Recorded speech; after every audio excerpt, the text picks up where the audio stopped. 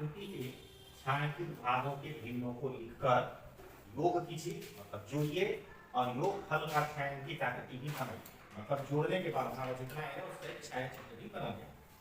तो यहाँ पे देखते हैं ये है 1/4, कैसे 4 भाग नीचे 1 भाग लगा इसको ऊपर लिखा है, प्लस इसमें भी देखते हैं इसमें भी 1/4 ही, प्लस तीसरे वाले में देखें इसमें भी 1/4 ही। अब क्या करते हैं नीचे सभी का 4 4 4 तो बहुतम में 4 भी आएगा।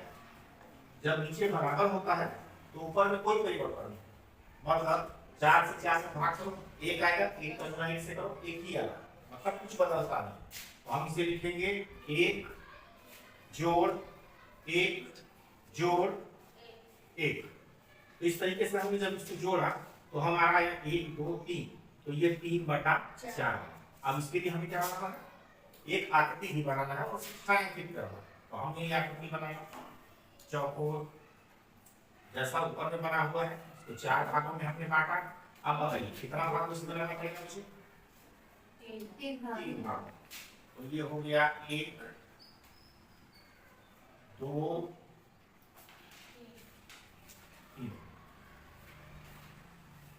तो दिक्कत है नहीं।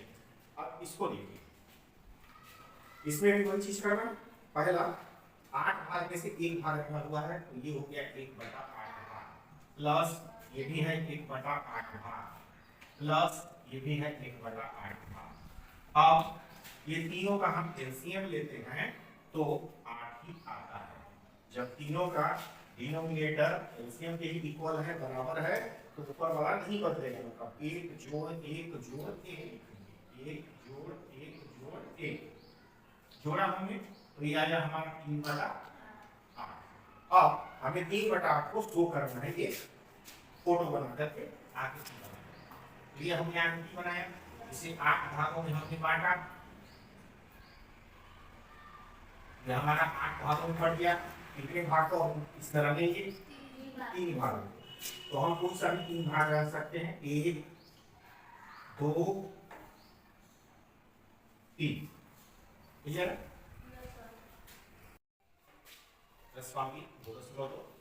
गुणा करके मिश्रित भेद व्यक्त, क्या करना है, पहले को देखते हैं 7 का गुणा 2 से कितना होगा 14/3। अब आप इस 14 को 3 से भाग दीजिए, कितनी बार भाग जाएगा, 3 चौको 80, कितना आया शेष, तो ये हो गया 4, रिमाइंडर्स हो गया ऊपर और ये 3 हो गया नीचे, जिससे आपको मिल गया। इसको पढ़ेंगे 4 से 2/3। दूसरे क्वेश्चन को देखिए,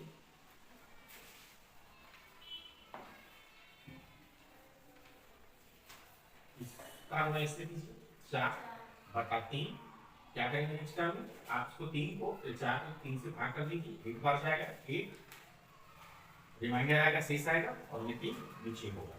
इसलिए जो देखिए 4 गुना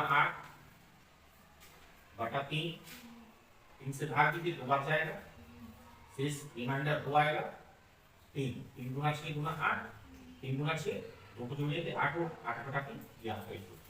नेक्स्ट चौके को देखिए, 3 गुना 6 भाग दीजिए 3 से, तो ये 3 गुना 6 काट करके आपका 2 का आंसर होगा।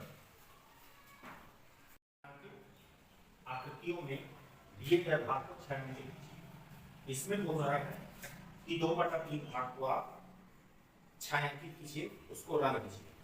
अब यहाँ पे हमें देखना है कि इसके मतलब होता है कि 3 भाग में से 2 भाग को आपको रंगना है। तो हम अगर देखें तो ऐसे 3 3, ठीक है, तो बोल रहा है कि 3 में से 2 भाग को रंगना। अगर ये 3 है तो हम 2 भाग को सफेद कर देंगे या फिर छायांकित, फिर ये 3 तो इसमें जो है हम 2 भाग को छायांकित कर देंगे। उसी तरीके से इसमें भी 3 है, 2 को हम छायांकित करेंगे, इसमें भी 3 है, 3 में से 2 हमें छायांकित कर देंगे, मतलब इसको कलर कर देना। नेक्स्ट 1/4 भाग को छायांकित करना, मतलब हर 4 में एक छायांकित हो जाना चाहिए। तो देखते हैं ऐसे 4 4 की संख्या में, तो इन 4 में से एक को जो है हमें कलर करना है। छायांकित करना है, इन चार में भी एक को गलत करना है, इन चार में भी एक को गलत करना है, और इन चार में आपको एक को गलत करना है। अब यहाँ पे देखते हैं 3/5 भाग को छायांकित करना, इसका मतलब कि प्रत्येक 5 में 3 को आपको छायांकित करना है।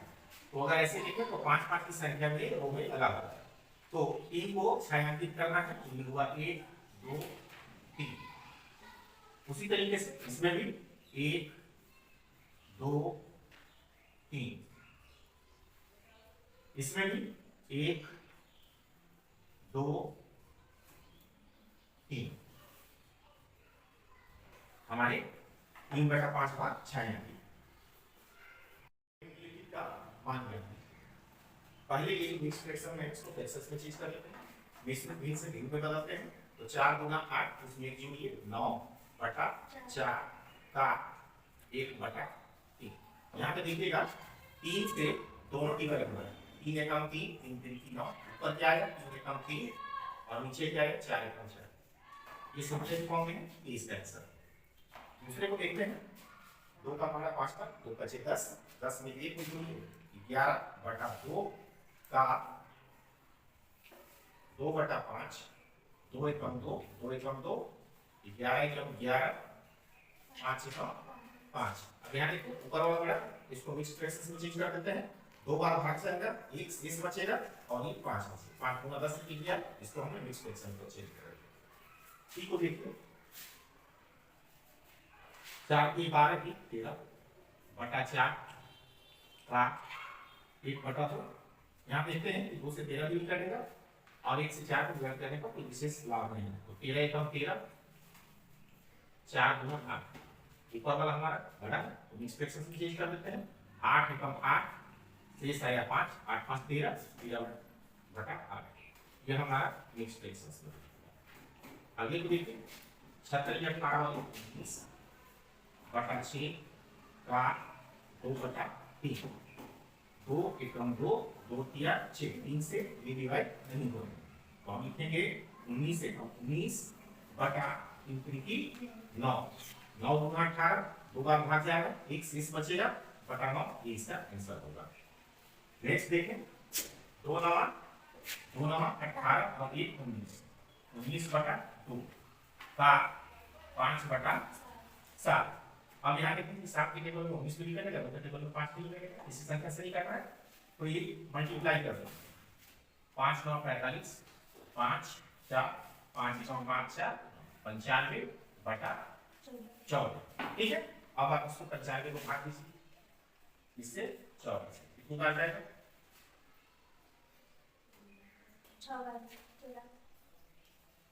14 माइनस कीजिए 1 1 11, तो 6 से 11/14, इसका हुआ 6 से 11/14। Very good. इसका बताइए 7 चौका 29 30, 7 7 2/5, 5 एकम 5 5 6 30, 6 गुना 12, 12/7 एकम 7, 7 से भाग करो 7 एकम 7, 5 12/7, ये इसका आंसर। जयदेव और महादेव पिकनिक पर गए, उनकी मां उन्हें 3 लीटर दूध एक बोतल में दी। महादेव ने कुल दूध का 2/3 भाग एवं शेष दूध जयदेव ने पिया। तो पहला बताना है कि महादेव ने कितना दूध पिया, मतलब लीटर में बताना है। तो हम यहाँ देखते हैं कि 3 लीटर दूध लेकर के महादेव गया था, वहां जाने पर वो उस दूध का 2/3 भाग पी गया। तो 3 से 3 कर दिया, 3 एकम 3 3 एकम 3, 2 एकम 2 बटा 1 लीटर या 2 लीटर दूध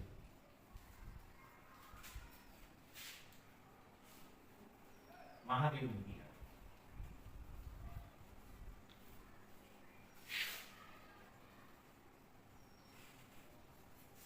दूसरा, अब हम ये जानना चाहते हैं कि आखिर जयदेव ने दूध का कितना भाग, मतलब कितना भाग उसको मिला।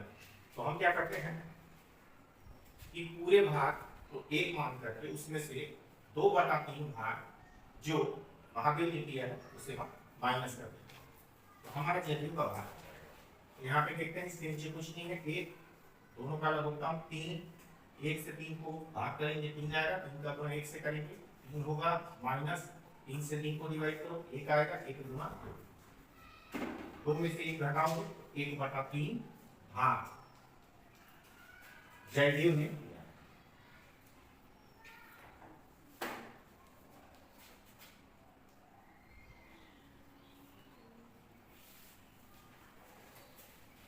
टेक्निक पर कितना दूध लेकर के गए? 3 लीटर। महादेव ने कितना लीटर दूध पी लिया? 2 लीटर। तो जयदेव को कितना लीटर दूध मिला होगा? 1 1 लीटर। लेकिन भाग में अगर देखा जाए तो 1/3 भाग उसने